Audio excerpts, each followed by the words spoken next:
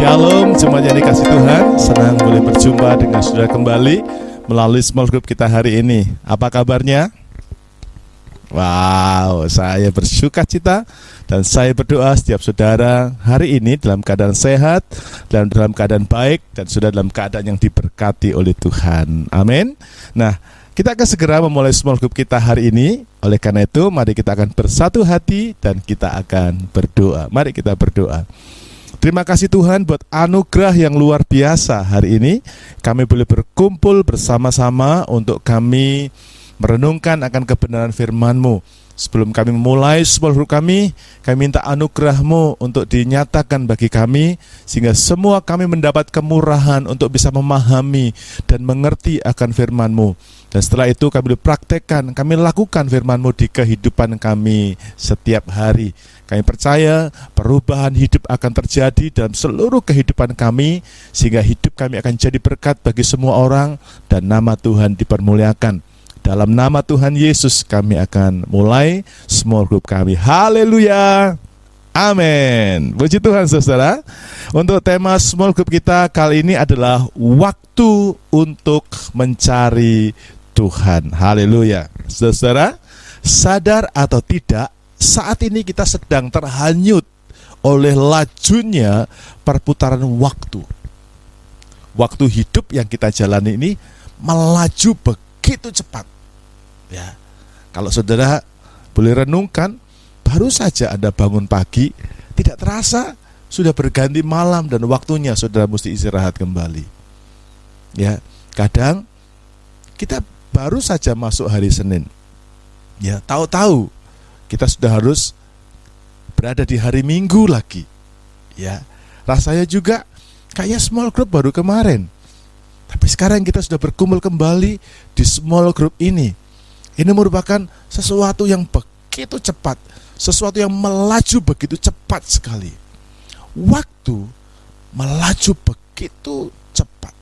Dan Alkitab berkata dalam Markus pasal 13 ayat yang ke-20 dikatakan demikian. Dan sekiranya Tuhan tidak mempersingkat waktunya, maka dari segala yang hidup tidak akan ada yang selamat. Akan tetapi oleh karena orang-orang pilihan yang telah dipilihnya, Tuhan mempersingkat waktunya. Wow, ternyata dari ayat firman Tuhan ini kita bisa melihat bahwa Tuhan itu ternyata memang sedang mempersingkat waktu. Tuhan sedang mempercepat waktu supaya semua yang hidup, supaya segala yang hidup, khususnya orang-orang pilihan yang telah dipilihnya, itu bisa selamat saudara. Nah, kehidupan ini seperti adanya dua kubu yang saling berupaya untuk menarik manusia untuk mengikuti tawaran dari dua kubu ini. Kubu yang pertama adalah kubu dunia. Dunia berusaha menarik manusia untuk terbius dalam kecanggihannya dan tawarannya yang manis. Namun, berhati-hatilah karena tawaran dunia ini membinasakan kita. 1 Yohanes pasal yang kedua ayat yang ke-15 berkata, janganlah kamu mengasihi dunia dan apa yang ada di dalamnya. Jikalau orang mengasihi dunia, maka kasih akan Bapa tidak ada di dalam orang itu. Nah, kondisi ini sangat sulit saudaraku, karena memang dunia itu menawarkan kecanggihan, dunia menawarkan kehebatan, dunia menawarkan hal-hal yang enak, yang manis, wow, yang mengagumkan. Ya, apalagi kalau sudah melihat tentang kecanggihan dunia di masa yang akan datang. Zaman dahulu, sebelum tahun milenium, sebelum tahun 2000-an, kita masih berada di tahun 90-an. Teknologi begitu jadul. Ya, orang tidak bisa video call. Ya, kita hanya bisa ketik-ketik SMS. Tapi suatu ketika kecanggihan teknologi berubah. Ya, orang tidak perlu harus ke sana kemari. Orang tidak perlu harus berada di posisi yang sama untuk mengetahui kondisi saat itu. Kita pakai namanya video call. kita bisa lihat orang dari belahan dunia manapun, kita bisa lihat mereka. Ini kecanggihan teknologi. Ya, belum lagi berbagai macam sistem perbelanjaan, sistem shopping yang modern. Ya, coba Anda perhatikan tayangan berikut ini tentang bagaimana tawaran dan kecanggihan dunia yang mengagumkan. Ingatkah Anda pada diri Anda 10 tahun yang lalu? Dunia di sekitar Anda sangat berbeda dari sekarang, bukan? Tidak heran, abad ke-21 adalah abad kemajuan teknologi yang pesat. Dan sekarang kita sedang maju dengan kecepatan menakjubkan. Jadi dunia kita akan seperti apa ya di tahun 2025? Kita punya 5 tahun lebih sedikit lagi menuju 2025. Dan sepertinya akan ada banyak hal-hal menarik dalam waktu 5 tahun. Ayo kita cari tahu. Panel surya akan mengalahkan bahan bakar fosil dalam produksi energi, yang menjadi sumber energi terbesar di planet ini. Realitas tertambah dan virtual akan menjadi hal yang biasa. Sekarang, keduanya masih cukup baru dan mentah. Tetapi 5 tahun lagi, ini akan menjadi teknologi yang digunakan orang-orang di kehidupan sehari-hari. Misalnya, Anda dapat melakukan tur virtual keliling hotel sebelum memesan kamar. Atau bagaimana dengan mencermati model 3D semua barang di toko sebelum menaruhnya ke keranjang. Praktis. Berbicara tentang augmentasi, manusia sendiri juga akan menjadi lebih maju. Chip mikro akan ditanam ke dalam kulit daripada menggunakan kartu identitas kertas atau plastik. Anggota tubuh bionik akan memiliki semua fungsi lengan dan kaki yang betulan. Implan meningkatkan kerja organ dalam, dan seterusnya. Tahun 2025, semua ini dan masih banyak lagi akan tersedia secara massal, menjadi lebih populer dan murah.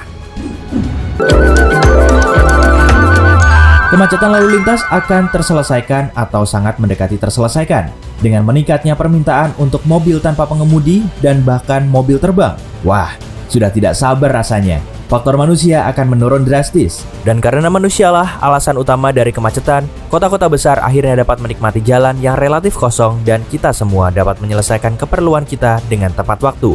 Tidak sabar deh. Oh iya, bahan bakar minyak akan jadi ingatan saja di 2025. Kendaraan bertenaga listrik dan hidrogen akan menggantikan tenaga gas dari pasaran. Dan mobil bertenaga surya kemungkinan akan muncul dan secara bertahap menggantikan model lainnya.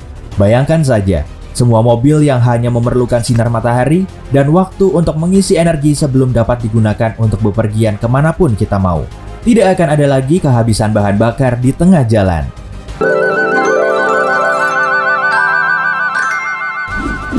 Internet of Things, internet untuk segalanya, atau IoT, akan ada di mana-mana. Rumah pintar, kantor pintar, bangunan pintar, semuanya akan terhubung satu sama lain dan hanya dipisahkan oleh jaringan internal yang tertutup. Tinggal sendiri tidak masalah, karena Anda akan dapat pulang dari kantor dengan rumah yang bersih dan makan malam hangat. Segalanya dapat dilakukan secara otomatis, hanya dengan beberapa klik di layar smartphone atau tablet Anda.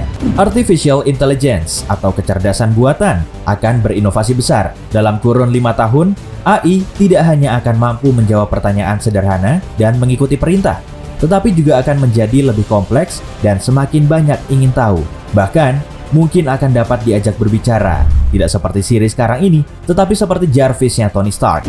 Dunia medis juga akan berkembang. Bahkan sekarang, semakin banyak kemajuan yang dibuat di bidang penting ini. Dan dalam waktu 5 tahun, para dokter akan menemukan solusi untuk penyakit-penyakit ganas yang kita hadapi sekarang. Ini termasuk obat untuk kanker, AIDS, diabetes, Alzheimer, dan banyak kondisi-kondisi lain yang mengganggu manusia selama ini. Berbicara tentang belajar, memperoleh keterampilan baru akan jauh lebih mudah dalam 5 tahun dari sekarang. Dengan pengembangan AR atau realitas tertambah dan VR, realitas virtual yang dibahas sebelumnya, bahkan keterampilan paling teknis tidak akan lagi membutuhkan kehadiran fisik di ruang yang sama dengan guru di sekolah. Ingin belajar mengendarai mobil? Ada simulator, tepat di dalam kenyamanan rumah sendiri. Bahkan metode belajar seperti ini belum akan terlalu dipakai, tetapi pasti akan mulai diminati oleh orang-orang dan bertambah populer seiring berjalannya waktu. Pembelajaran mesin juga akan maju pesat. Teknologi seperti penerjemah elektronik mendekati sempurna. Sistem navigasi yang menyesuaikan dengan cara menyetirmu, serta gadget dan perangkat lunak lainnya akan membuat hidup sehari-hari kita jauh lebih mudah. Kita akan dapat berkomunikasi dengan siapapun yang kita mau, nyaris tanpa hambatan bahasa, dan melakukan rutinitas kita secara cepat dan nyaman. Dan semuanya berkat mesin pintar yang dapat mengajari diri sendiri dari lingkungannya dan keputusan-keputusan yang diambil baik oleh manusia di sekelilingnya atau mesin itu sendiri. Koneksi internet seluler 5G akan menjadi teknologi yang umum di sebagian besar negara dan kota-kota yang paling maju secara teknologi. Dengan 4G, dibutuhkan hingga 1 jam untuk mengunduh film dari web. 5G berada di level yang sama sekali baru, mampu mengunduh film yang sama hanya dalam beberapa detik. Wow, kalau Anda melihat tayangan tadi, wah, dunia kita ini akan lebih heboh, lebih canggih, lebih hebat. Rasanya, kapan ya saya berada di zaman itu. Tapi, saudara yang dikasih Tuhan, marilah kita ingat dan perhatikan apa yang dikatakan firman Tuhan berikut ini. Dalam 1 Yohanes pasal yang kedua, ayat yang ke-15, firman Tuhan berkata, janganlah kamu mengasihi dunia dan apa yang ada di dalamnya. Jikalau orang mengasihi dunia, maka kasih akan Bapa tidak ada di dalam orang itu. Dunia ini memang berusaha untuk menarik manusia untuk terbius dalam kecanggihannya dengan tawarannya yang manis. Namun ingat, tawaran itu membinasakan manusia. Tetapi ada kubu yang berikutnya, yaitu kubu sorga. Sorga itu menawarkan kebenaran. Sorga itu menawarkan hidup yang kekal, yang dibungkus dalam kekudusan dan takut akan Tuhan. Nah, simpel bagi sorga. Dia menawarkan hidup yang kekal, dia menawarkan kebenaran yang caranya adalah dengan hidup kudus. Anda tertarik yang mana? Tawaran dunia atau tawaran sorga? Tentu seharusnya kita memilih tawaran sorga, karena tawaran dunia itu membinasakan kita. Tawaran dunia akan membawa kita kepada maut dan kematian kekal, yaitu terpisah dengan Tuhan untuk selama-lamanya. Sekarang, bagaimana supaya kita tidak binasa, saudaraku? Yesaya 55 ayat yang ke-6 berkata demikian. Carilah Tuhan selama ia berkenan ditemui. Berserulah kepadanya selama ia dekat. Mari kita ulangi bersama-sama dengan suara yang keras. 2, 3. Carilah Tuhan selama ia berkenan ditemui. Berserulah kepadanya selama ia dekat. Jika Anda ingin selamat dan tidak terbius oleh tawaran dunia ini, maka Anda harus mulai dengan mencari Tuhan. Ya, itu sebabnya tema small group kita hari ini adalah waktu untuk mencari Tuhan. Saudaraku, inilah waktunya bagi Anda untuk mulai mencari Tuhan. Ya, kenapa? Kalau kita tidak mencari Tuhan, Alkitab berkata kita akan binasa. Bagaimana supaya kita tidak binasa? Kita harus mencari Tuhan. Pertanyaannya, mengapa kita harus mencari Tuhan? Amos 5 ayat yang ke-6.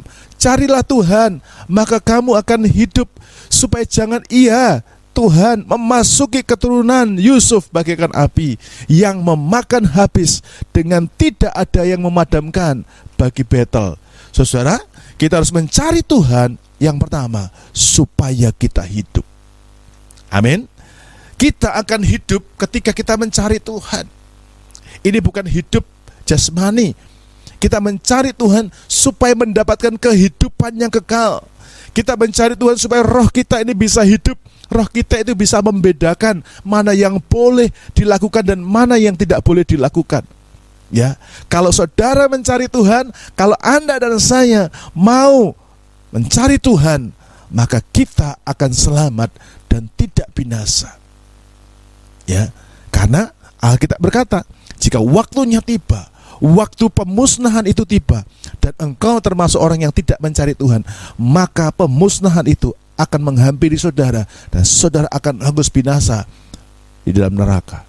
Tapi ketika saudara memutuskan dalam hidup, aku mau mencari Tuhan, aku tidak akan pernah binasa. Sebab aku menemukan jalan kehidupan ini. Itu sebabnya hari-hari ini, mari berupayalah, berjuanglah untuk mencari Tuhan. Karena satu-satunya cara yang bisa membuat engkau bisa hidup adalah mencari Tuhan. Kenapa? Karena Tuhan adalah sumber dari kehidupan. Yohanes 14 ayat yang ke-6 berkata, kata Yesus kepadanya, akulah jalan dan kebenaran dan hidup. Tidak ada seorang pun yang sampai kepada Bapa kalau tidak melalui aku. Jika kita tidak mencari Tuhan, maka kita akan binasa. Ya, satu-satunya jalan yang Yesus katakan, I am the way, ya, the truth and the life. Akulah jalan, akulah kebenaran, dan akulah hidup. Jadi kita harus mencari Tuhan, karena Tuhan itu sendiri hidup. Kau mencari Tuhan karena Tuhan itulah sumber hidup. Dialah hidup itu. Amin, saudaraku. Ini alasan pertama mengapa kita mencari Tuhan. Sekarang yang kedua, ya, mengapa kita harus mencari Tuhan? Yesaya 55 ayat yang ke-6 tadi berkata begini, carilah Tuhan. Perhatikan kalimat ini, selama ia berkenan ditemui. Berserulah kepadanya lagi, selama ia dekat. Saudara, yang kedua, mengapa kita harus mencari Tuhan? Karena ada waktunya kita tidak bisa bertemu Tuhan. Ya, rupanya ada masa yang disebut dengan masa anugerah. Ada masa yang disebut dengan masa kemurahan, di mana Tuhan welcome, Tuhan terbuka untuk dicari siapapun, dicari kapanpun. Ya, kalau Anda pengen mencari Tuhan, detik ini engkau akan menemukan Tuhan. Kalau Anda mau mencari Tuhan di masa kemurahannya, Anda akan ketemu dengan Tuhan. Tapi ada satu momen, satu saat di mana ketika Anda pengen mencari Tuhan dan Tuhan tidak berkenan ditemui. Jadi ada masa ini di mana kita bisa bertemu dengan Tuhan, namun juga ada masa di mana kita nggak bisa bertemu dengan Tuhan. Dan semua usaha kita untuk mencari Tuhan nggak ada gunanya.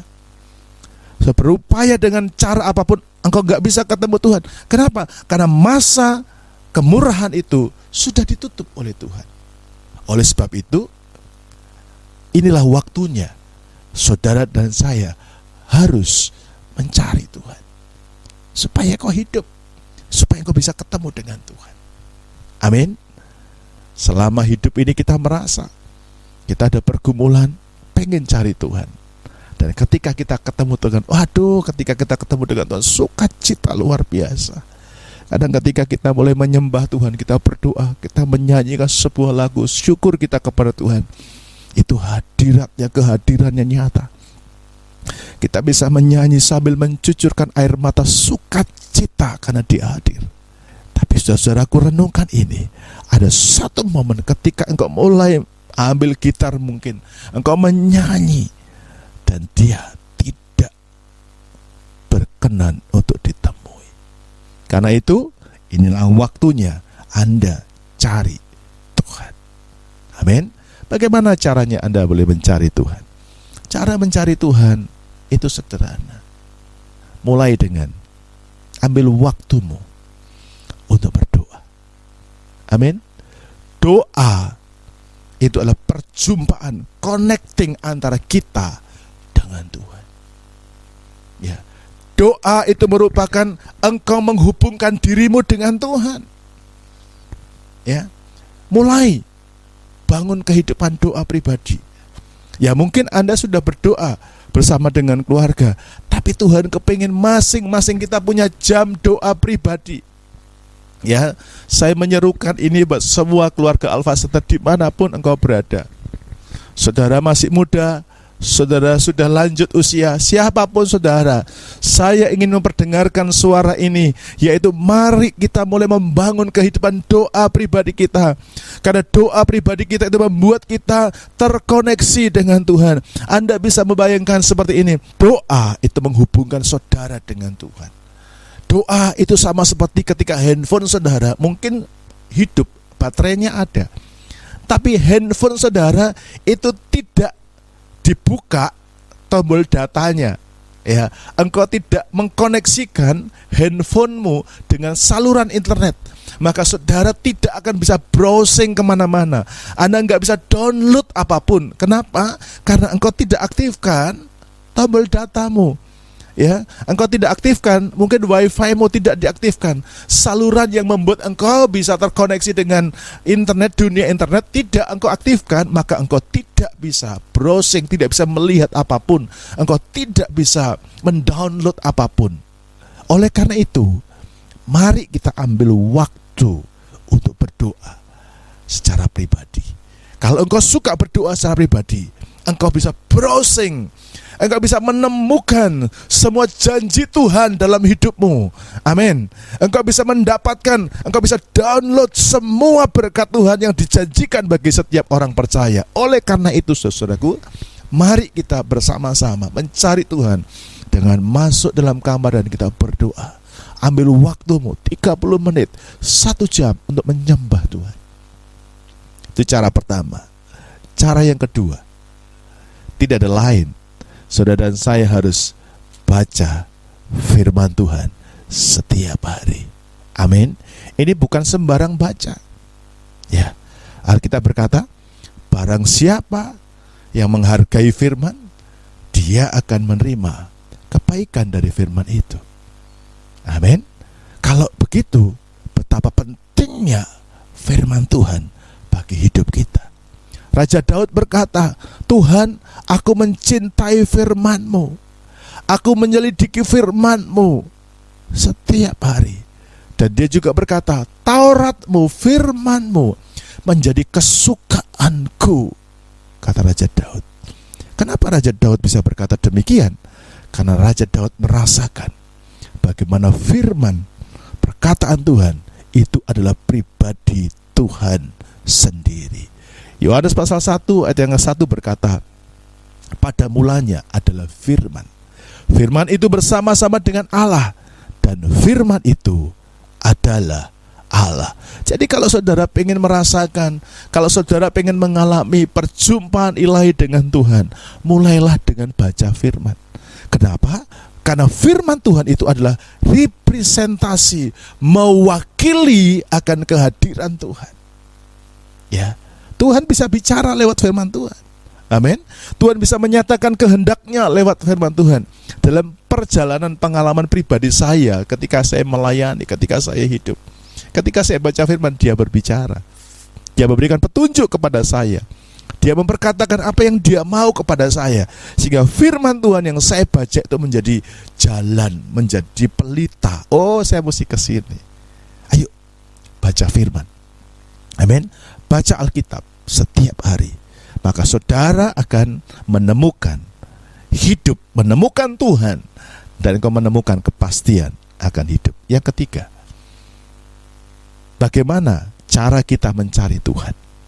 Ibrani 10 ayat yang ke-25 berkata, janganlah kita menjauhkan diri dari pertemuan-pertemuan ibadah kita seperti dibiasakan oleh beberapa orang, tetapi marilah kita saling menasehati dan semakin giat melakukannya menjelang hari Tuhan yang mendekat.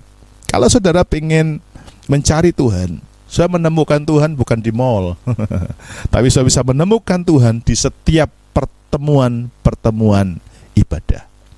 Hadirlah dalam ibadah minggu, ya, di gereja Alpha Center. Ibadah pagi dimulai jam 9 dan ibadah sore dimulai jam 4 sore. Di sana kita bisa menemukan pribadi Tuhan. Anda bisa hadir di small group yang diadakan setiap hari Kamis, dan juga Anda bisa hadir di mesbah doa yang diadakan di setiap hari Selasa jam 6:30 malam. Kenapa kita harus hadir di sana? Karena ketika Anda hadir di pertemuan-pertemuan itu, sudah bisa merasakan, sudah bisa menemukan Tuhan. Ya, saya tadi malam ketika mesbah doa, saya melihat ada satu jiwa baru yang hadir bersama-sama dengan kita di mesbah doa.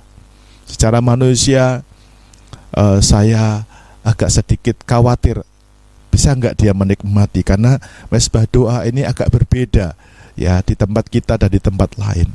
Tapi sebuah sukacita yang saya dapati ketika saya berjumpa dengan jiwa baru ini.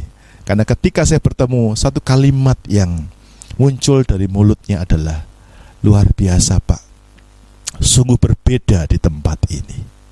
Saudara, orang yang lama tidak kenal Tuhan, dia bisa merasakan dia hadir.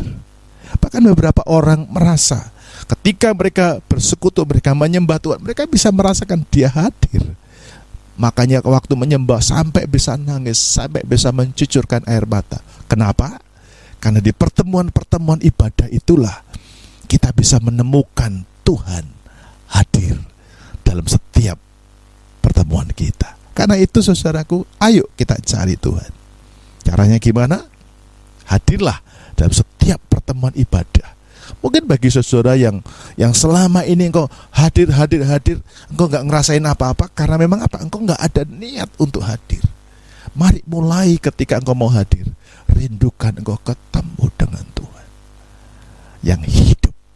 Tuhan Yesus itu hidup, kuasanya ajaib, dia nyata dalam kehidupan kita. Haleluya, puji Tuhan. 3 hal yang kita pelajari caranya. Kita juga sudah belajar mengapa kita mesti mencari Tuhan supaya kita hidup. Dan yang kedua, karena ada saat di mana kita pengen ketemu Tuhan dan kita nggak bisa.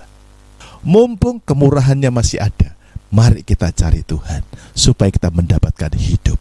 Tuhan Yesus berkati. Mari kita akan bersatu hati dan kita berdoa.